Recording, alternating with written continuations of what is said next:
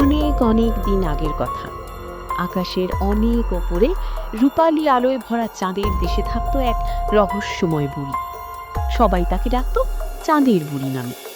তার সাদা তুলোর মতো চুল, কুঁচকে যাওয়া মুখ আর হাতে ছিল একটি পুরনো চরকা। রাত হলেই সে চরকায় সুতা কাটত, আর সেই সুতার ঝিলমিল আলো পৃথিবীতে ছড়িয়ে পড়ত। তখনই মানুষ দেখত সুন্দর চাঁদের আলো। চাঁদের বুড়ি একা থাকতো না, তার ছিল একটি ছোট্ট খরগোশ, নাম টুকটুক। টুকটুক সারাদিন লাফিয়ে বেড়াতো আর বুড়ির কাজে সাহায্য করত। বুড়ি খুব দয়ালু ছিল। পৃথিবীর কোনো শিশু কাঁদলে সে চাঁদের আলো দিয়ে তার মন ভালো করার চেষ্টা করত। একদিন পৃথিবীর একটি ছোট্ট গ্রামে থাকতো মেয়ে, নাম রূপা। রূপা খুব গরিব ছিল, কিন্তু তার মন ছিল খুব ভালো। প্রতি রাতে সে আকাশের দিকে তাকিয়ে চাঁদের বুড়িকে দেখার চেষ্টা করত। তার দাদি বলেছিল, যে মন থেকে চাঁদের বুড়িকে ডাকে একদিন সেটা দেখা পায়। রূপা প্রতি রাতে বলতো, চাঁদের বুড়ি, তুমি কি সত্যি আছো? এক পূর্ণিমার রাতে হঠাৎ তার ঘরের জানালায় রূপালি আলো এসে পড়ল। রূপা অবাক হয়ে দেখল, আলো থেকে ধীরে ধীরে বেরিয়ে এলো এক বুড়ি আর একটি ছোট্ট খরগোশ। বুড়ি হেসে বলল, আমি চাঁদের বুড়ি। রূপা আনন্দে বলল, তুমি সত্যি এসেছো? চাঁদের বুড়ি বলল, তোমার মন খুব ভালো, তাই তোমার সাথে দেখা করতে এলাম। তারপর বুড়ি রূপাকে নিয়ে গেল চাঁদের দেশে। সেখানে সবকিছু রূপার মতো চকচক করছিল। গাছগুলো ছিল সাদা, নদীগুলো ঝিলমিল করছিল, আর আকাশে ছোট ছোট তারা ফুলের মতো ফুটেছিল।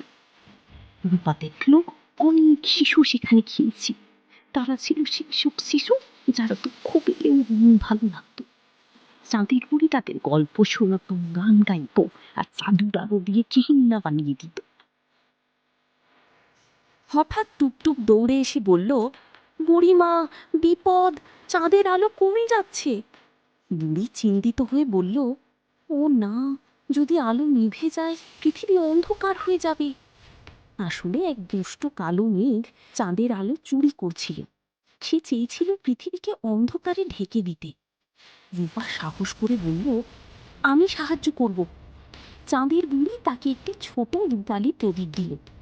এটা সাহসের আলো, ভয় পেলে এটা নিভে যাবে।